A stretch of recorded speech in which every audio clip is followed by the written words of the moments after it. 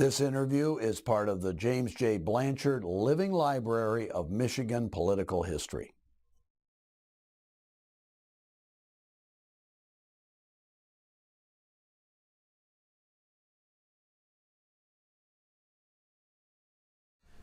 Jerry Coomes, it's a great pleasure to have you with the Michigan Political History Society. Let me ask you, weren't you originally a Hoosier, born and brought up in Indiana?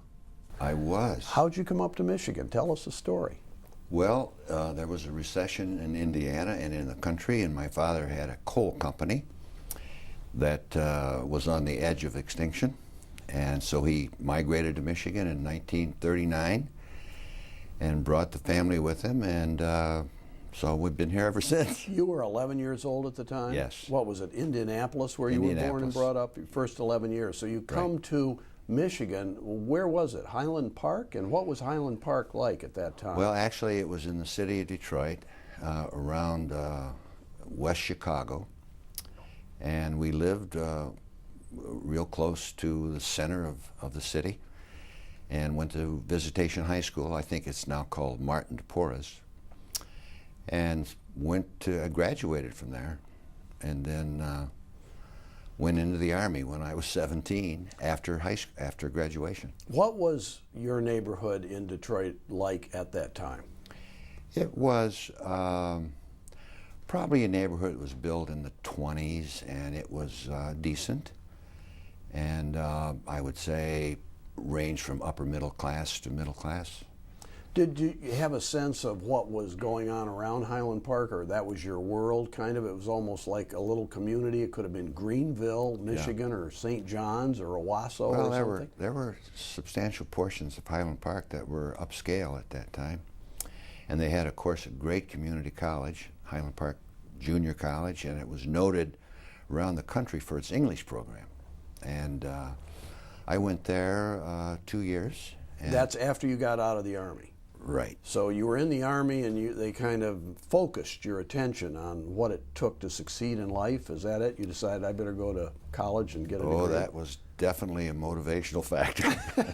So you go to Highland Park, and you really loved Highland Park Junior College, right? I did, and they had a great history program, which I was drawn to, and we had some really wonderful professors. I remember a man by the name of Coulter that taught world history, and that really excited me. That was kind of a turning point for me, world history.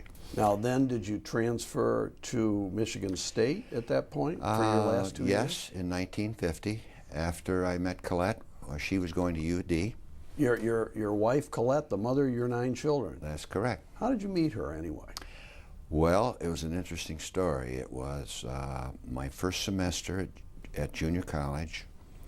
It was December, and that was the time when most of the students went to work for the post office, Christmas time. And I was a dragger, and that meant I went down the aisles and selected, let's say, Rhode Island, and took it to the Rhode Island station. Colette was a sorter, and there were hundreds of them, and rows of them. And so several weeks before that, I had declared the intent that I was ready to meet my wife. I hadn't dated seriously. I didn't know any really have any close girlfriends, but I just said, I'm ready. So 2 weeks later, I'm walking down Dragging, Rhode Island, and I see this beautiful blonde standing there sorting and scratching her back, or attempting to. And so I walked on my routine walk. I said, excuse me, miss, but can I help you? I'd be in federal prison today. So she turned around and looked at me in the eye, and I looked her in the eye, and that was it. It was love at first sight. And a marriage made in heaven, which happened 2.5 years later. Wow, that is a great story. She was from that area, or what? Yeah, well, she was born in the UP. At the age of 2.5 months, she came to Detroit with her family. So lived on the east side, and she was attending UD. Okay, so you have married Colette by the time you came to Michigan State? No. Or not? No, about a year later. About a year later. Yeah. So then you were married students, or you were a married husband at Michigan State? Yes. And we were married in 51. In 51. Yeah. And so what? You graduate what? 53. 53. And then went off to Clarkston to teach Clarkston history. High School? Correct. Clarkston High School. Okay, so you lived in Clarkston? Lived in Waterford, and In Waterford? we couldn't afford Clarkston. So how long were you there? Well, I was there about a month when the president of the local MEA chapter was arrested as a communist. Whoa. 1953 Clarkston. Right, right. And I don't know how this happened, but I was elected to succeed him. So I was a president of the local MEA chapter. And you were a freshman, new kid on the block, right out of college. I'd been there a month, right. So, but we stayed March and April of 53 and returned to Michigan State grad school in fall of 54. 54. Right. Okay, how did you first get involved in state government and state politics? Wasn't Phil Hart your first boss? He was, but the intermediary was Fred Tripp from the Highway Department. All right. Fred's parents owned a grocery store in the east of East Lansing, just outside the city limits where they could sell beer.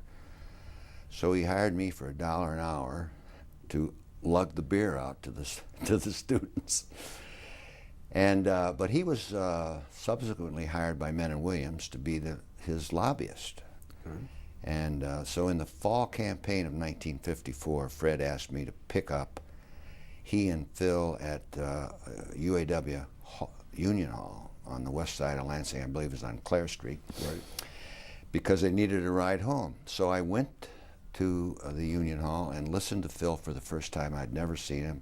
Actually, didn't know much about him at all. And at that time, he was lieutenant governor? He was a candidate for lieutenant governor. Candidate for lieutenant governor. Yes, for the November election of 1954.